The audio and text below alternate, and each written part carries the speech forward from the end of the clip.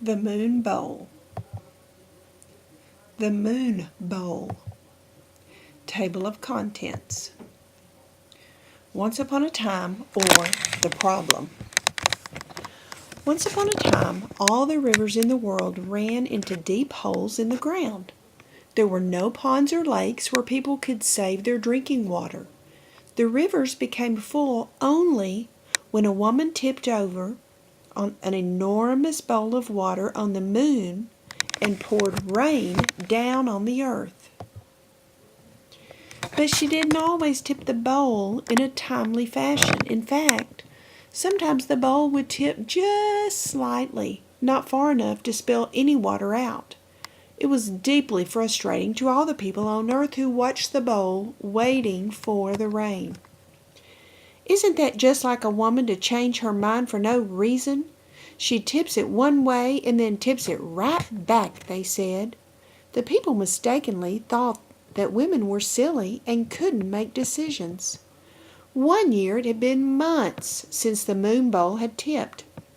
The rivers were so skimpy you could see the stones at the bottom. Everyone was worried because wash day was coming.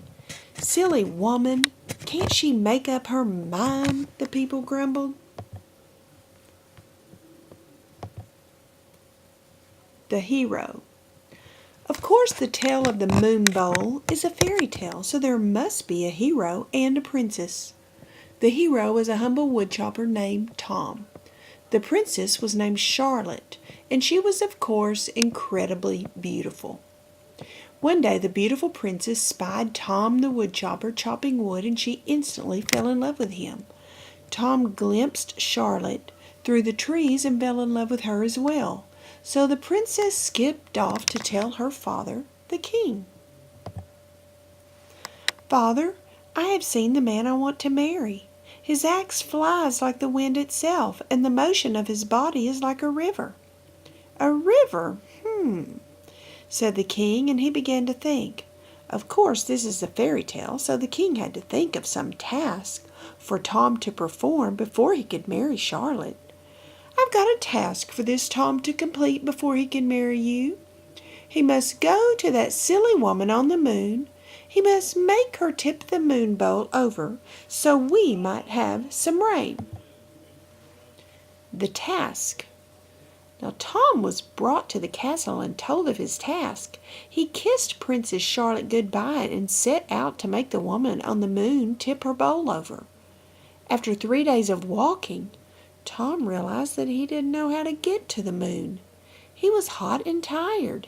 He thought it might be nice to feel the breeze on the back of his neck. So he took out his axe and started chopping. Wouldn't it be nice, he thought, to feel the wind on the back of my neck with my eyes closed? And so Tom closed his eyes. And what do you know? On the third chop that Tom chopped with his eyes closed, whiz, bang, he flew straight to the moon. Tom opened his eyes. There in front of him was an old man stooping over the ground. He carried a long glass stick, and he was using the stick to draw in the dust. The man was nothing but rickety old bones that rattled when he coughed, and he coughed all the time, for he stirred up plenty of dust as he drew. "Sir, what are you doing?" Tom asked politely. The rickety man peered sideways. "A diagram. I'm drawing a diagram of how to line up the stars. Look at them all out there in the sky, here and there and splashed about, twinkling and winking. I'm trying to find a way to organize them. See, I'm going to trim their corners nice and square and line them up biggest on top, next biggest, and so on, etc." "But, sir, how will you reach the stars to move them around?" asked Tom very politely. Just then the old man had a great coughing fit. Tom was quite sure his bones would crumble and join the clouds of dust that swirled about them. "Why," coughed the old man, "I'll get to that when I get to it. First things first." "Well, if you don't mind me asking, what good would organizing the stars do?" asked Tom ever so politely. "Fool! "Simpleton," cried the rickety man, "can't you see that this is important work? I'm dealing with the stars, boy, and the stars are very important. Yes, very important. My work is much too important for me to waste time answering your foolish questions." "Well, I'll be moving along then," Tom said. "If only you could tell me where the moon bowl is. I need to speak with the woman who tips it." "The woman who tips the moon bowl?" said the rickety man. And then he began a great coughing fit that seemed to last a full half-hour. This was very clever of the old man because he was trying to buy time to think. "What a silly chore it is to tip over the moon bowl," he finally choked. "Thank goodness I have much more important work to do. Turn around, lad, and I'll hop on your back and show you where she is supposed to be." The hero's unbelievably clever solution. Tom turned and crouched down, and the old man hopped on his back, piggyback style. With a wave of the old man's glass stick, they instantly arrived underneath the most enormous bowl Tom had ever seen. It towered over them, silver and smooth and gleaming softly. Clearly it was full of water, for shining drops trickled down its sides. "It tips from up top on the rim," croaked the rickety old man. "How can I get up there?" asked Tom. "Easy enough," said the old man, and with another wave of the glass stick, Tom and the old man were perched on the rim of the bowl. It was as though they stood on the edge of an enormous round lake. "How could anyone tip over such a large, heavy bowl?" asked Tom. "Simple, boy. Why, I barely need to brush it with the end of my stick and over it goes." And so the old man did. He reached out his glass stick and tipped the moon bowl slowly, slowly over. The water ran out, singing over the silver sides of the bowl like a million glasses tinkling at once.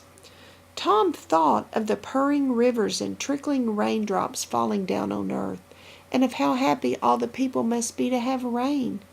"Excuse me, sir, but I wonder how you know so much about tipping the bowl when it isn't your job," Tom said ever so politely. "What?" cried the old man, and he began coughing again, so much that Tom himself shook on the edge of the bowl. "What a stupid job tipping over the moon bowl. Why, an infant could tip this thing over. I'm much too important to do anything as simple as this. Much too important. The stars, my boy. My brilliant mind was destined to work with the stars. Ridiculous moon bowl." "It is your job to tip the moon bowl, isn't it, sir?" asked Tom, taking extra care to be especially polite. "Balderdash! I was cut out for much greater things than minding the moon bowl. Why, oh, rubbish. Yes, I'm the one who's supposed to tip the moon bowl," the old man grumbled. "All that bowl ever does is keep me from my real work. It's important work, you know, lining up the stars. Much more important than that silly moon bowl.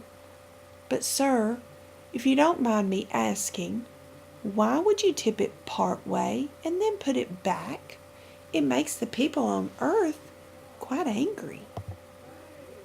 The rickety man stammered and choked and jostled. "I don't have time, you great oaf.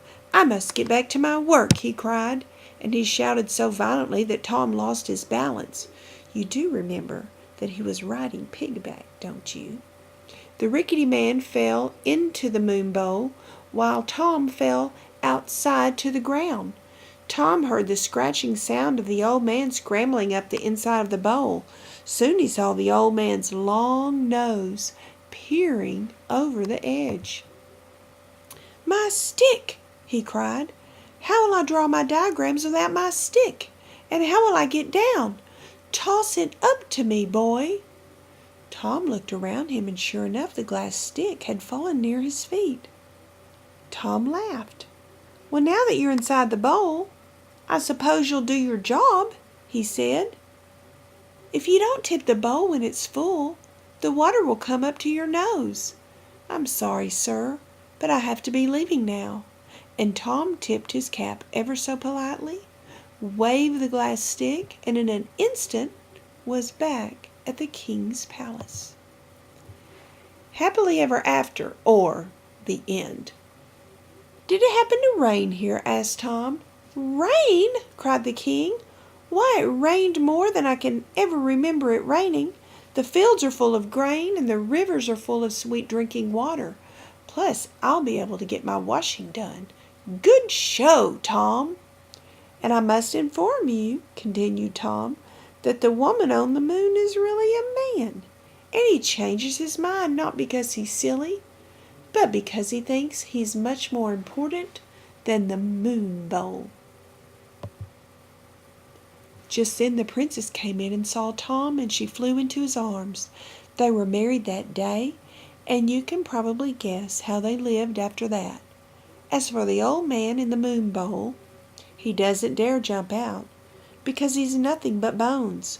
Sometimes he gets so angry that he lets the water get almost up to his nose before leaning over and letting the rain out.